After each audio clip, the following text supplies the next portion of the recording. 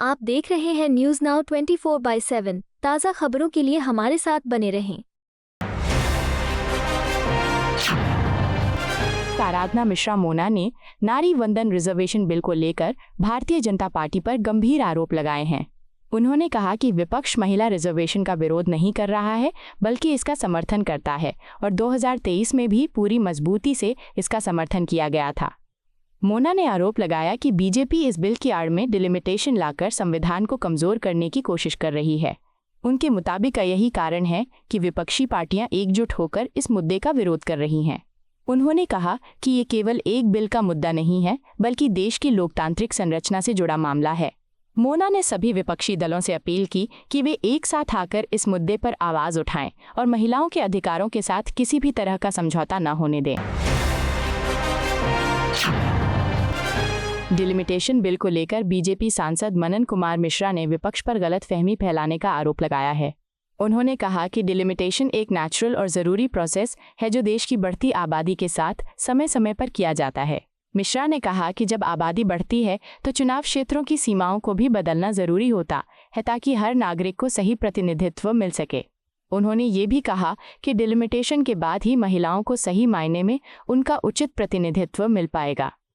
उनके मुताबिक विपक्ष इस मुद्दे पर कन्फ्यूजन फैलाकर लोगों को गुमराह करने की कोशिश कर रहा है, लेकिन देश की जनता समझदार है और सच्चाई को पहचानती है।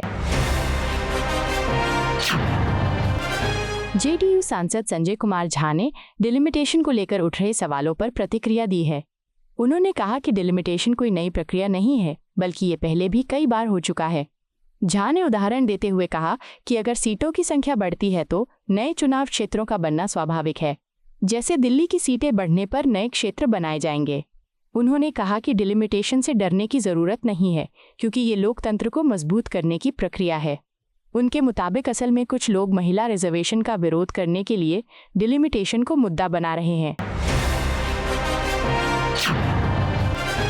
कांग्रेस सांसद इमरान मसूद ने महिला रिजर्वेशन और डिलिमिटेशन को लेकर चिंता जताई है।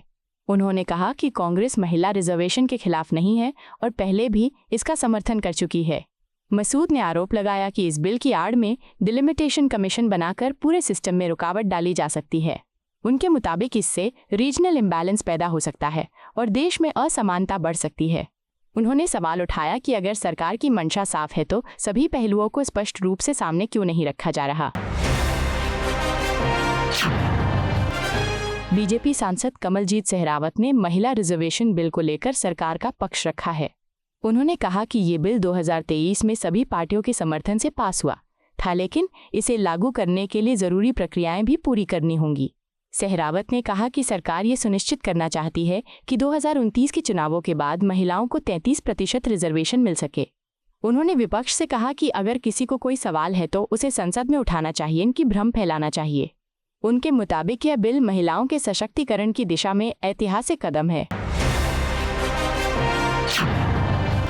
पश्चिम बंगाल बीजेपी समेत भट्टाचार्य ने कांग्रेस पर निशाना साधते हुए कहा कि उनके कई सपने अधूरे रह गए। उन्होंने कहा कि वन नेशन वन टैक्स का सपना कांग्रेस का था, लेकिन उसे बीजेपी ने जीएसटी लागू करके पूरा किया। भट्टाचार्य ने कहा कि महिला बिल भी उसी तरह का कदम है जो महिलाओं की सुरक्षा और अधिकारों को मजबूत करेगा। उन्होंने कहा कि बीजेपी का कोई छिपा हुआ एजेंडा नहीं है और जो भी निर्णय लिए जा रहे हैं वे देशहित में है। कांग्रेस सांसद गोवाल के पडवी ने महिला रिजर्वेशन बिल को लेकर पार्टी का रुख स्पष्ट किया है। गोवाल के पडवी ने कहा कि कांग्रेस पार्टी महिला आरक्षण के खिलाफ नहीं है और ये बात पहले भी कई बार साफ की जा चुकी है। उन्होंने बताया कि 2023 में जब नारी वंदन अधिनियम संसद में पेश किया गया था तब कांग्रेस ने इसका समर्थन किया था। उन्होंने कहा कि कांग्रेस नेता सोनिया गांधी ने भी संसद में इस बिल का खुलकर समर्थन किया था, जो पार्टी की स्पष्ट सोच को दर्शाता है।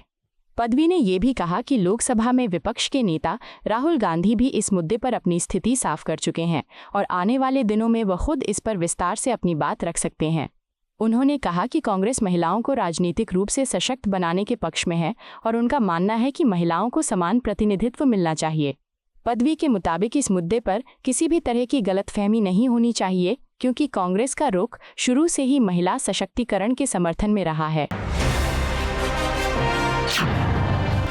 समाजवादी पार्टी के प्रमुख अखिलेश यादव ने महिला रिजर्वेशन और डिलिमिटेशन पर सवाल उठाए हैं। उन्होंने कहा कि उनकी पार्टी महिला रिजर्वेशन के खिलाफ नहीं है, लेकिन जिस तरह से इसे जल्दबाजी में लाया जा रहा है उस पर आपत्ति है। अखिलेश यादव ने कहा कि ये कुछ ग्रुप्स का सीक्रेट प्लान हो सकता है जिससे भविष्य में जाति जनगणना और रिजर्वेशन की मांगों को प्रभावित किया जा सके। उन्होंने आरोप लगाया कि ये प्रक्रिया दलित, मुस्लिम और ओबीसी जैसे वर्गों के हितों के खिलाफ जा सकती है। उनके मुताबिक इस मुद्दे पर व्यापक चर्चा और पारदर्शिता जरूरी है ताकि सभी वर्गों के अधिकार सुरक्षित रह सकें। आपको यह वीडियो पसंद आया हो तो इसे लाइक करें, हमारे चैनल को सब्सक्राइब करें।